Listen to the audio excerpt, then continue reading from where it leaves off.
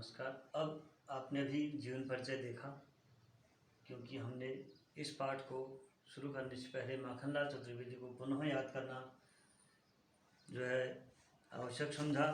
अब हम आपको माखनलाल चतुर्वेदी की एक ऐसी कविता के बारे में जो आपके पाठ्यक्रम में है, कैदी और कोकिला। इसमें ब्रितानी उपनिवेशवाद और शोषण तंत्र के खिलाफ जो उनका आक्रोश है उसका विश्लेषण करती हुई आपकी ये कविता है और ये बहुत लोकप्रिय कविता रही है। यह कविता भारतीय स्वतंत्रता संग्राम सेनानियों के लिए, उनके जेल जाने वालों सेनानियों के लिए एक पारितोषिक है और आने वाली पीढ़ी के लिए और स्वतंत्रता संग्राम के लिए इसने जो है एक अपने आप में मार्मिक दस्तावेज का काम किया, साक्ष्य का काम किया और एक प्रेरणा का कार्य किया इस कविता ने। तो ये आपकी जो है इसमें ब्रितानी शासकों के द्वारा जेल में जो दुर्व्यवहार किया जा रहा था उसका यहाँ पर वर्णन है। और कभी जेल में एकांकी जीवन बीत रहा है, उसका 10 फुट की उसकी दीवार है, चारों ओर अंधेरा। अचानक रात को कोयल चिल्लाती है, तो कोयल का चिल्लाना उसको इस प्रकार लगता है कि स्वाधीनता की संग्राम में माँ भारती जब बेड़ियों से जकड़ी हुई है और सारे भारतीय जो है जकड़े हुए हैं, तो उसको जो है ऐसा लगता है कि शायद कोकिला जो है ऊपर से एक पेड़ से कहीं से बैठ करके ऐसा लग रहा है कि पूरी भारत माता ही जो है जंजीरों में जकड़ी हुई है। तब यहाँ पर कवि के मन में हुक आती है, उसके मन में जो है एक भाव आता है कि तुम ये गीत क्या गाती हो, ये मृदुल गीत गाने का समय नहीं है, ये तो जो है देश की आज़ादी के लिए जो है कारागार के रूप में जो तू जेल को देख रही है माना, तो इसके लिए जो है एक बहुत उत्तेजना गीत गाने के आग लगाने वाली गाना होना चाहिए, यानी कि स्वतंत्रता की वेदी पर चढ़ जाने के लिए आह्वान का गीत होना चाहिए। लेकिन तुम क्या गाती हो करके यहाँ पर माखनलाल चतुर्वेदी जी पूछ रहे हैं। तो हम कविता का सस्वर वाचन और आदर्श वाचन काठिन्य निवारण करते हैं। क्या क्या गाती हो, प्रश्नवाचक चिन्ह लगा हुआ है। क्यों रह रह जाती हो, फिर प्रश्नवाचक चिन्ह है। कोकिल बोलो, तो संबोधन चिन्ह लगा हुआ है। चिन्हों का ध्यान रखना है, स्वरों के आरोह अवरोह का ध्यान रखना है और शुद्ध वाचन का ध्यान रखना है। आप अनुकरण वाचन करेंगे, सीखेंगे, तभी आप इसमें तज्ञ हो पाएंगे या प्रयास आपका अच्छा रहेगा। क्या लाती हो, फिर प्रश्नवाचक है।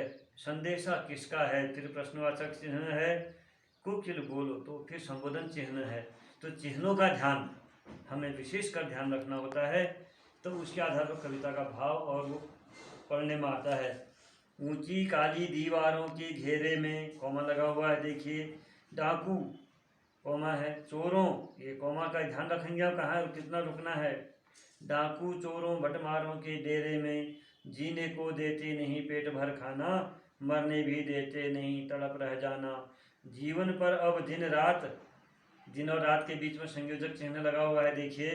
दिन रात कड़ा पहरा है, शासन है या तम का प्रभाव गहरा है, फिर प्रश्नवाचक चिन्ह लगा हुआ है। हिमकर निराश कर चला रात भी काली, इस समय कालिमा मई जगी क्यों आली। कोकिल बोलो, तो ये है। इसको फिर आप सस्वर वाचन करेंगे एक बार। क्यों गाती हो, क्यों रह जाती हो, कोकिल बोलो तो क्या लाती हो, संदेशा किसका है, कोकिल बोलो तो। ऊंची काली दीवारों के घेरे में, ऊंची काली दीवारों के घेरे में, डाकू चोरों बटमारों के डेरे में, जीने को देते नहीं पेट भर खाना, मरने भी देते नहीं तड़प रह जाना। जीवन पर अब दिन रात कड़ा पहरा है, शासन है या तम का प्रभाव गहरा है।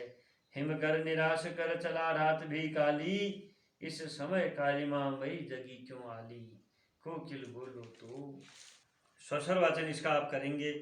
मैं इसका सामान्य सा अर्थ आपको कराता हूँ कि क्या गाती हो। कवि जो है जेल में है और कोयल बोल रही है, तो कह रहा है क्या गाती हो, क्यों रह जाती हो, अर्थात बार बार आप ये हुक क्यों उठा रही हो। कोयल कुहू कुहू कहती है, तो उसका कवि के मानस पटल पर, उसके मानस पटल पर क्या प्रभाव पड़ता है, या सामान्य जन के मानस पटल पर उस समय की अगर हम कल्पना करें स्वाधीनता की, तो उसका क्या प्रभाव पड़ता है देखिए। कोकिल बोलो, तो क्यों रह जाती हो, कोकिल बोलो तो क्या लाती हो, अर्थात कोई संदेशा लाई हो क्या, स्वतंत्रता संग्राम सेनानियों का, क्रांतिकारियों को कोई संदेशा लाई हो क्या। संदेशा किसका है, यदि संदेशा लाई हो तो किसका है, कौन से क्रांतिकारी का है। कोकिल बोलो, तो हे कोकिल बोलो किसका संदेशा लेके आई हो। ऊंची काली दीवारों के घेरे में, मेरी ऊंची काली दीवारों के घेरे में, और डाकू चोरों बटमारों के डेरे में।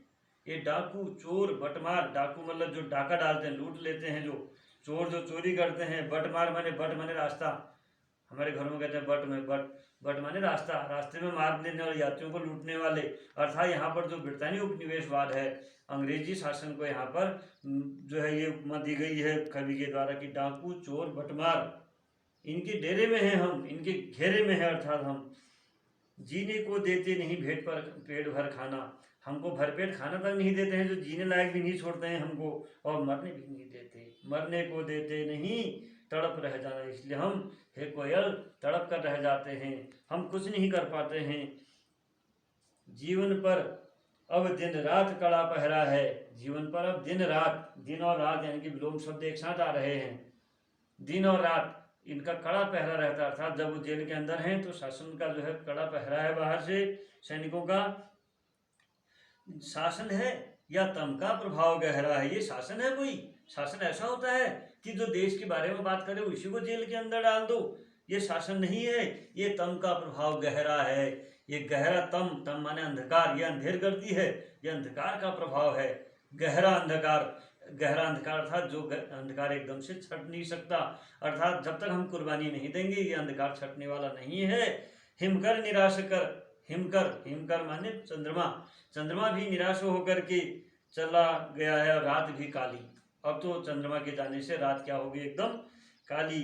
इस समय कालीमा जगी क्यों आली, कह रहा है हे कोयल, इस कालीमामयी रात में, कालीमामयी अर्थात अंधेरी रात में तुम क्यों जग गई। आली माने सखी, हे सखी, हे कोयल, हे मित्र, मैं तो जग रहा हूँ क्योंकि भारत माता मेरी जंजीरों में जकड़ी हुई है, मैं इसलिए जग रहा हूँ। तुम इस आधी रात को क्यों जग गई, इस काली अंधेरी रात में क्यों जग गई। क्या शायद तुम्हें भी जो है इस ब्रिटानी शासन में पूरी भारत माता जंजीरों से जकड़ी हुई महसूस होती है। इस प्रकार से हम इसका सामान्य सा अर्थ करते हैं।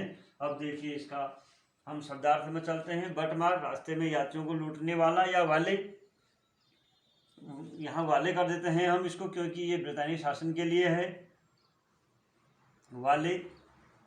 और हिमकर चंद्रमा,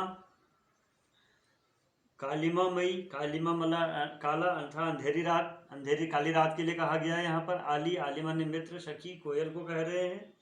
और भी इसमें आपको जो कठिन निवारण के लिए लगता है, आपको जहाँ पर जो कठिनाई होती है, आप मेरे से संपर्क कीजिए, मेरे YouTube में संपर्क कीजिए, उसमें कमेंट कीजिए, मैं पढ़ूंगा, या फिर मुझे जो है मेरे ही जो संपर्क सूत्र का चल दूरभाष नंबर है उस पर बात करिए, 94 56 39 38 22।